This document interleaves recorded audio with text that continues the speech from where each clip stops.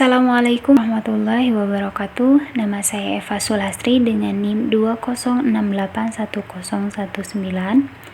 Video ini dibuat untuk memenuhi tugas UAS mata kuliah Manajemen Strategi Syariah yang diampu oleh Bapak Hendrianto MA yang berjudul Pemberdayaan Ekonomi Rakyat terhadap UMKM Kopi Bubuk Cap Sendok Emas. Selamat menyimak materi yang akan saya sampaikan. Terima kasih. Baiklah, pertama saya akan menjelaskan pendekatan tentang pemberdayaan ekonomi rakyat. Nah, menurut Ginanjar, pemberdayaan ekonomi rakyat ini ialah upaya yang merupakan pengarahan sumber daya untuk mengembangkan potensi ekonomi rakyat, untuk meningkatkan produktivitas rakyat sehingga sumber daya manusia maupun sumber daya alam di sekitar keberadaannya dapat ditingkatkan produktivitasnya. Nah, menurut saya sendiri, pemberdayaan ekonomi rakyat ini ialah merujuk pada proses di mana masyarakat dapat mencapai kemandirian dengan cara mengembangkan kemampuan mereka sendiri untuk mencapai kemajuan yang lebih baik serta kemampuan untuk membuat perubahan yang lebih baik dalam sektor ekonomi. Selanjutnya, pengertian pemberdayaan masyarakat menurut Islam. Nah, dalam Islam, pemberdayaan masyarakat dibangun berdasarkan prinsip-prinsip yang sesuai dengan ajarannya.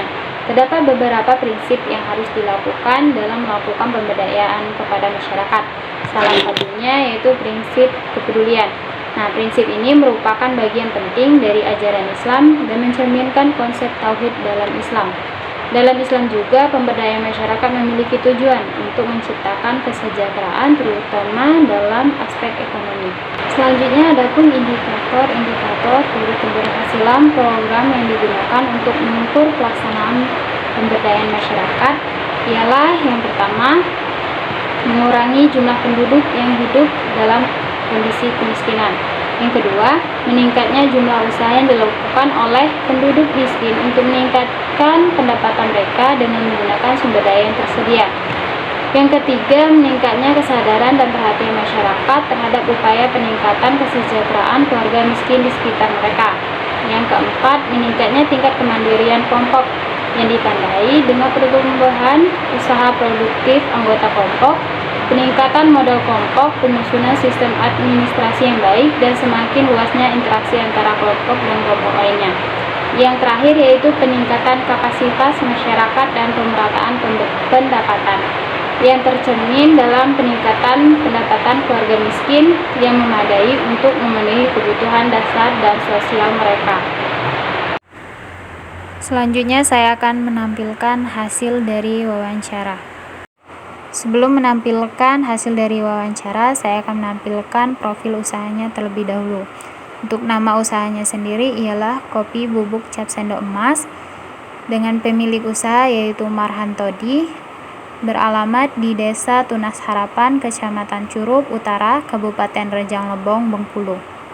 Nah, untuk hasil wawancara yang pertama yaitu di mana usaha kopi bubuk ini didirikan sejak tahun 1990 oleh ibu dan suaminya itu sendiri.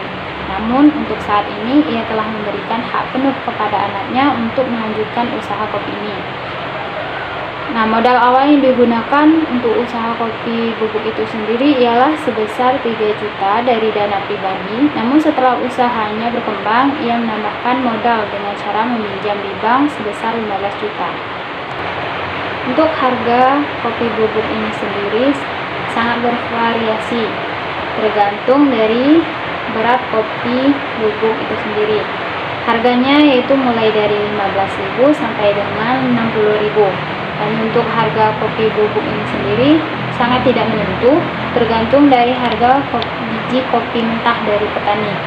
Nah, untuk harga 1 kg biji kopi ini sendiri setelah dilakukan proses penyaraian dan sudah melalui proses penggilingan, telah menghasilkan bubuk kopi seberat 7 on. Selanjutnya, ada tantangan dan keunggulan dari usaha kopi bubuk ini sendiri.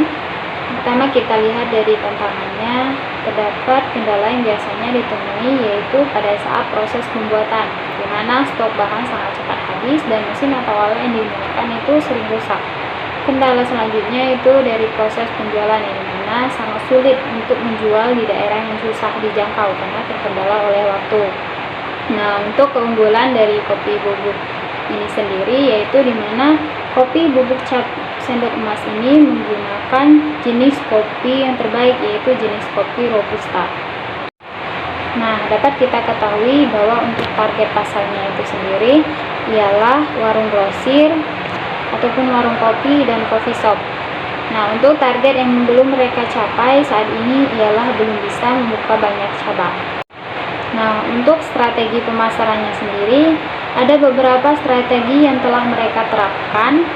Ialah yang pertama yaitu kualitas produk yang unggul, yang kedua inovasi dalam kemasan, dan yang ketiga promosi dan pemasaran serta responsif umpan balik pelanggan.